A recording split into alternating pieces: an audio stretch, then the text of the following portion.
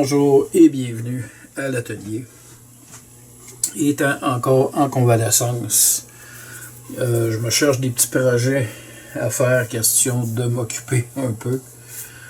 Donc aujourd'hui, ce que je me propose de faire, c'est ce qu'on peut appeler au Québec un testeur, donc un appareil de vérification dont la fonction va être de vérifier si, par exemple, les connecteurs installés sur des fils de câble vision sont bel et bien installés. Quand je parle de connecteurs, évidemment, je parle des terminaux qui sont au bout. Et ce que je veux dire par là, c'est lorsqu'on installe des terminaux, par exemple, comme ceux-ci. Évidemment, si on regarde notre fil, on a une portion du fil qui est en cuivre, qui est un conducteur. Et le deuxième conducteur est à une couche supérieure qu'on appelle un fil shieldé.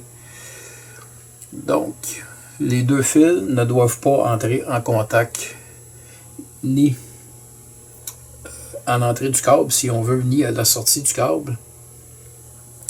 Sinon, ça va causer des interférences sur, par exemple, la qualité d'image de la télévision, ou tout dépendant de ce à quoi le fil est utilisé. Et il arrive de temps à autre, lorsqu'on installe le terminal, qu'il y a seulement juste un petit bout de fil qui va venir toucher à notre fil de cuivre. Donc évidemment, ça n'empêchera pas, par exemple, dans le cas d'un téléviseur, ça ne l'empêchera pas de fonctionner. Mais ça peut réduire un peu la qualité de l'image. Donc, notre appareil va nous permettre de vérifier si il y a une portion du fil shieldé qui va venir faire contact avec notre partie cuivrée. En fait, la façon dont je vais monter l'appareil, parce que là, en passant, je n'ai pas fait de plan, j'ai imaginé là, un truc dans ma tête. Et à partir de ça, on y va. Donc, il va peut-être avoir une portion essai-erreur. Donc, peut-être des trucs, des choses à corriger en cours de montage. Puis c'est normal. Et ce sur quoi repose mon test, en fait, c'est sur ce qu'on appelle le test de continuité. Le test de continuité, on voit ça souvent avec un multimètre, mais de la façon dont l'appareil va travailler pour exécuter son test va reposer exactement sur le principe du test de continuité. Donc, de la façon dont je me propose de le monter, évidemment, c'est d'utiliser une pile 9 volts comme alimentation, le connecteur correspondant. Ici, on va avoir un bouton poussoir. Donc, dès que je vais pousser sur le bouton, ça va démarrer, si on veut, mon test, afin de vérifier si mon bouton a bel et bien envoyé mon courant. Je vais installer un LED vert qui va venir m'indiquer que oui, le courant passe. Mon courant est parti à l'intérieur de mon fil. Si mon LED est vert, il y a un deuxième LED qui va être installé et que mon deuxième LED n'allume pas, ça va m'indiquer que tout est correct. Par contre, si le fil se touche, donc ma partie shieldée avec mon fil de cuivre fait contact, ça va me ramener un courant vers mon deuxième LED à ce moment-là, qui est rouge, qui va allumer pour m'indiquer qu'il y a une problématique. Ce que je vais rajouter sur le boîtier est probablement la pièce qui va me donner le plus de misère à installer. C'est un interrupteur on-off, parce qu'évidemment, parfois on monte des projets comme ça, on laisse traîner l'appareil, il y a un outil ou il y a un truc qui appuie sur le connecteur et on vient vider la batterie. Donc, par sécurité, je vais rajouter un bouton on-off. à l'avant de l'appareil. Je vais avoir un terminal comme celui-ci, dans lequel, par exemple, je vais venir visser une des extrémités de mon terminal de fil de câble, si on veut. Évidemment, ça, s'il va y avoir une partie à l'intérieur, une partie à l'extérieur, ça va être relié à l'intérieur sur un terminal comme celui-là, dans lequel je vais venir placer ce fil-là, parce que je vais me enlever une partie de la gaine ici. Je vais me servir de l'autre partie cuivrée et l'autre partie shieldée pour faire contact là, avec mon LED rouge. Donc ça va être le retour de mon test. Et évidemment, entre les deux ici, je vais avoir besoin d'ajouter un terminal. Et de ce que je viens de me rendre compte, c'est que mon terminal est un peu serré pour entrer là par-dessus ma pièce ici. Donc je vais avoir besoin de passer un petit coup de Dremel dedans, question là, de l'amincir et de l'ajuster afin que ça rentre dans le truc en question. Pendant que ma colle est en train de sécher sur mon connecteur, j'en ai profité pour débuter mes trous. J'ai déjà installé 2 LED. J'ai ajouté un fil ici et là et finalement complété le montage. Donc on voit ici l'interrupteur, le bouton poussoir. J'ai 2 résistances qui viennent abaisser ma tension au niveau de mon LED. J'ai une autre résistance à l'intérieur de ma gaine protectrice. L'adapteur qui va me permettre de brancher mon fil de câble. Et j'ai rajouté un élément qui est ici, qui est en fait ce qu'on appelle un petit buzzer que j'ai récupéré sur ce circuit-là. Bon, je vais corriger ici une petite lacune. On va d'entendre la batterie se promener. J'aime pas bien ça. Simplement venir y coller une épaisseur avec ici les rubans adhésifs sur les deux côtés. Donc ça va monter effectivement la batterie. Donc on va la dessiner ici. J'ai ma source de courant qui est 9 volts. Parce qu'évidemment, pour réaliser mon test, j'ai besoin d'un courant électrique. Disons ici que j'ai mon positif, mon plus. Donc, première chose que je fais dans mon montage, c'est que j'amène, donc on va y aller comme ça, mon positif à la première position de mon interrupteur.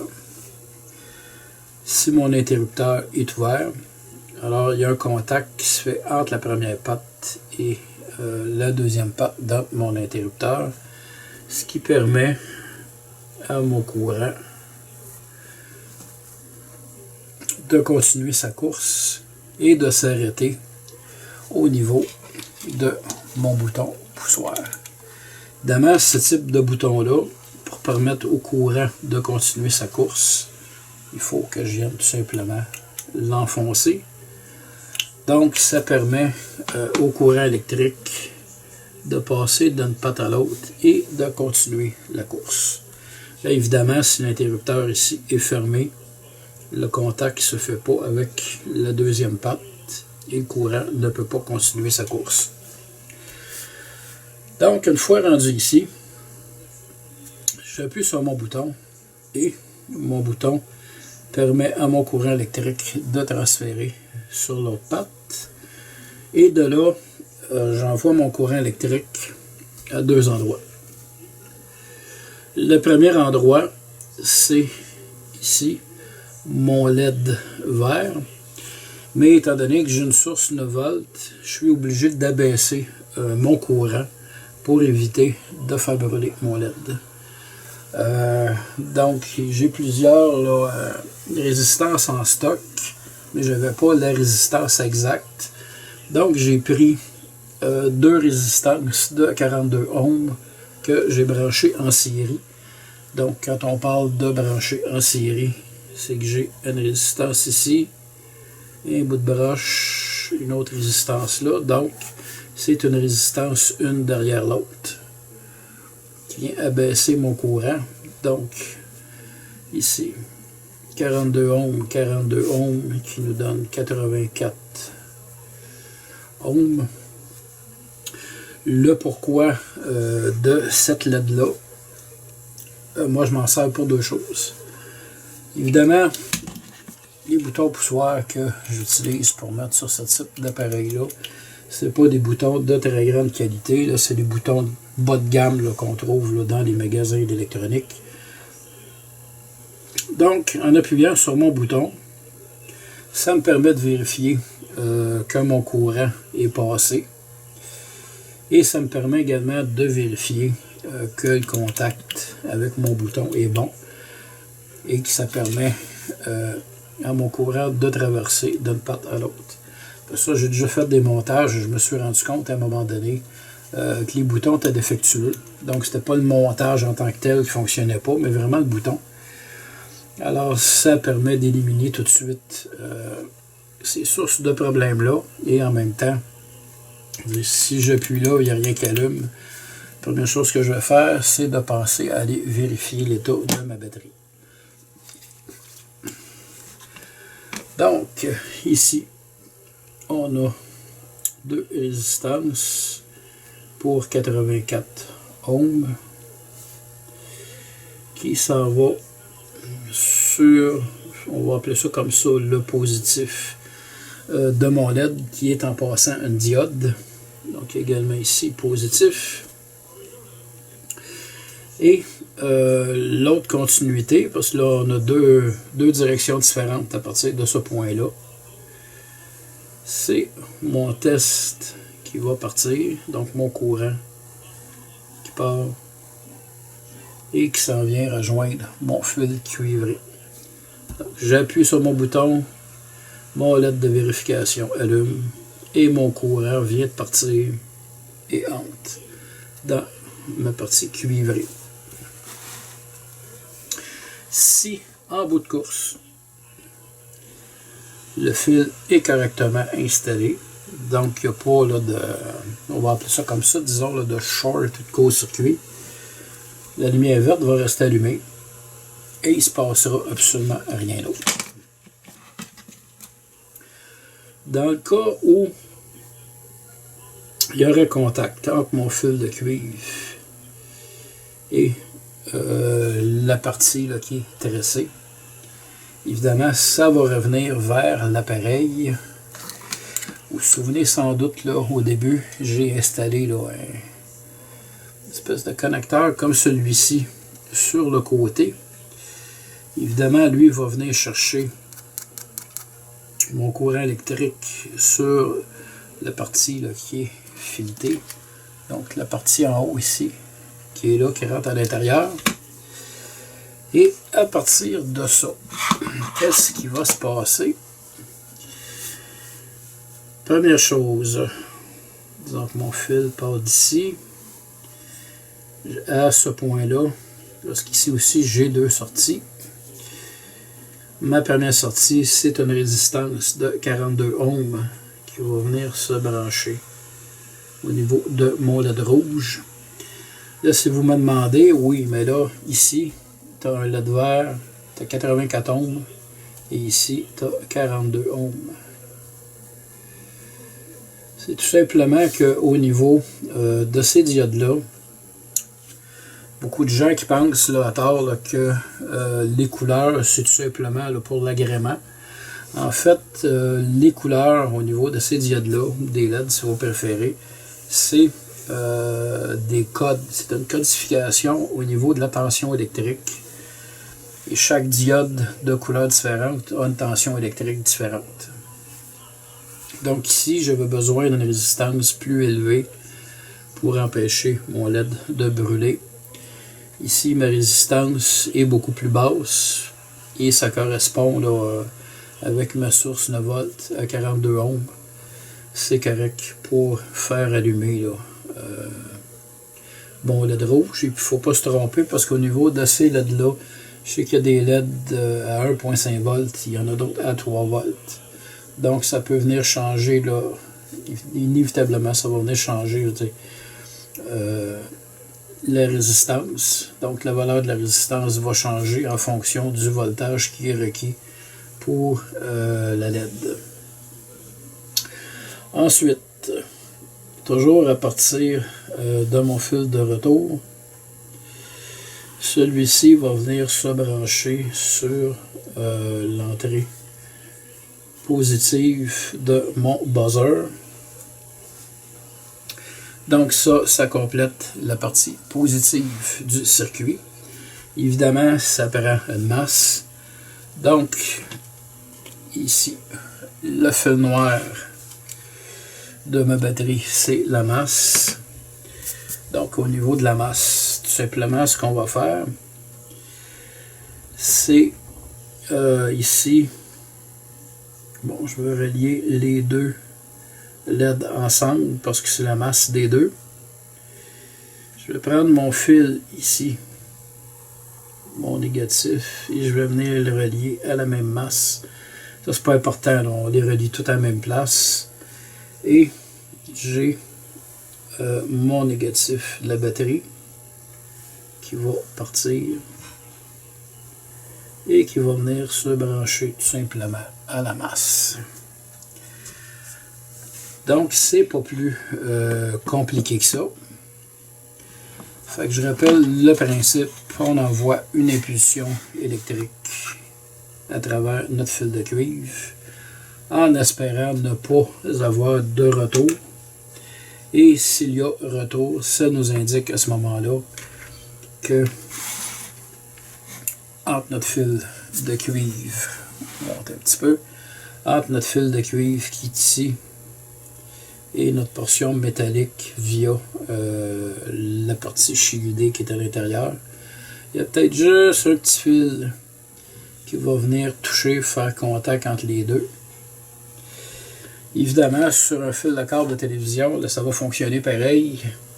Vous allez capter, s'il y a juste par exemple un petit fil, vous allez quand même capter la station de télévision ou de radio selon le cas. Sauf que ça va nuire à la qualité d'image comme à la réception du signal sonore. Alors je vais monter, finir d'assembler l'appareil et on va tester le tout à savoir si ça fonctionne.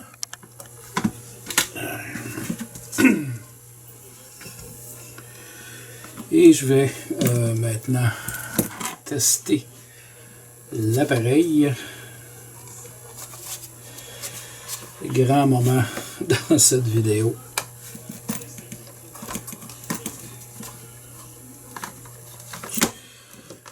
Bon, donc on a ici un fil de câble télévision et je vais maintenant procéder à un premier test. Donc ça nous indique que notre câble est bon.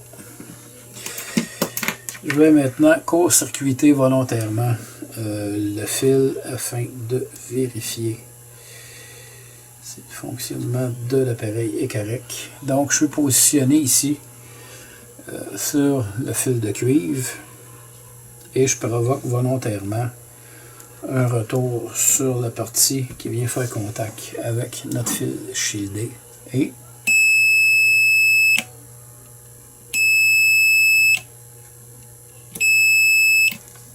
et c'est une réussite totale. Donc on a un appareil qui fonctionne très très bien. Quand même relativement peu coûteux à construire. Évidemment maintenant là, ce type d'appareil là se vend en magasin. C'est pas la première fois que je conçois ce type d'appareil là et les premières années où j'avais commencé à en fabriquer, les appareils de vérification existaient, mais seulement pour les techniciens là, de compagnies spécialisées. Donc ça ne se vendait pas encore là, sur le marché. En espérant que vous avez aimé cette vidéo, je vous dis merci et à la prochaine fois.